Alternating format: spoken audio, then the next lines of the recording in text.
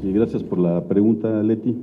Mira, yo creo que efectivamente pueden haber algunos temas en los cuales hemos coincidido en el andar de esta reforma. Lo que no vemos bien, lo que no nos gusta es los cambios que se dan tan bruscos. ¿A qué me refiero? Si ustedes escucharon en la reforma en telecomunicaciones, por ejemplo, hubo alrededor de 42 expertos de diversa índole, expertos en varios temas, y que todos estos expertos, al final de cuentas, en mucho han coincidido con lo que nosotros planteamos como izquierda.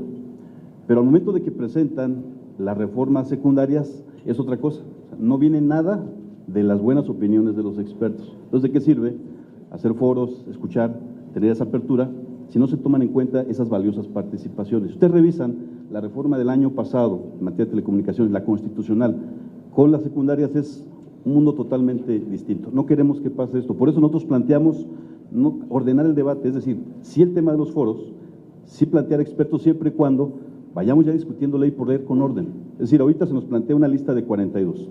De esos 42, solamente 2 llevan nombre, el ingeniero Cárdenas y Efigenia Martínez.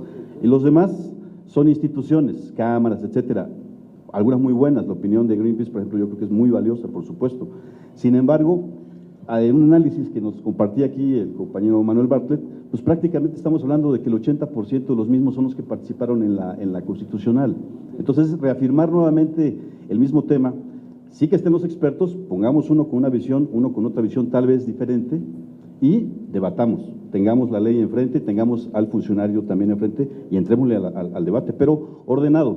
De esos 42, no sé si van a tocar 3 temas, 5, 10 o 1, vayamos cada uno. A mí, por ejemplo, y sería una aportación, habrá que agregarle la política en materia de los trabajadores, del empleo, cómo se va a generar aquí, no viene en alguna de las láminas, y es algo muy importante.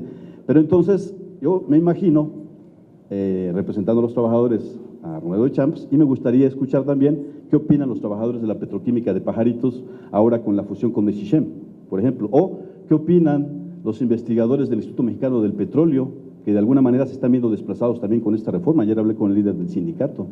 Y si verdaderamente queremos hacer competitivo a Pemex, pues necesariamente necesitan el apoyo de expertos. Si le quitas el brazo tecnológico, ¿cómo le van a competir a Exxon o a Petrobras, etcétera? En el caso, por ejemplo, del fondo, en el caso noruego, y todo el mundo lo dice, es un caso exitoso, es un fondo soberano. ¿Qué quiere decir? Que sigue decidiendo el Congreso noruego.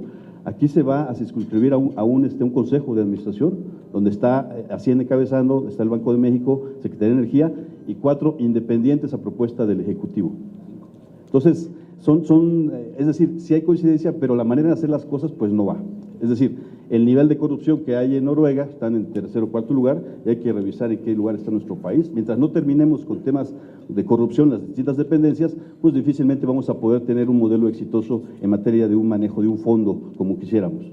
Hablando de eso, o sea, una cosa dice y otra cosa viene en la iniciativa, en materia de opacidad. Hablando del fondo, te habla en un artículo ya específico, y ese tipo de dudas son las que necesariamente necesitamos nos respondan, ¿no? Fíjate. Dice aquí, en el artículo 20 de la Ley del Fondo Mexicano del Petróleo establece que las actas del Comité del Fondo Mexicano del Petróleo serán reservadas de manera total o parcial, conforme a las políticas que al respecto determine el comité, y continúa diciendo que los miembros, el secretario, prosecretario y los invitados del comité están obligados a guardar la confidencialidad y reserva. La obligación de confidencialidad referida permanecerá en vigor 5 años. Entonces, si estamos haciendo públicas los concursos, las convocatorias, etcétera, ¿por qué dejar el tema de las actas, de no darlas a conocer? Son las dudas que tal vez pues, no somos los expertos, pero que los expertos en la materia nos pudieran responder o nos pudieran clarificar, ¿no? Entonces, si hay coincidencias, creo que no, en lo general, que la transparencia, rendición de cuentas, la autonomía de Pemex, que necesitamos modernizarlo, etcétera, pero necesariamente necesitamos poner mucha atención a la letra chiquita de las leyes secundarias. Solo para precisar y agradecer.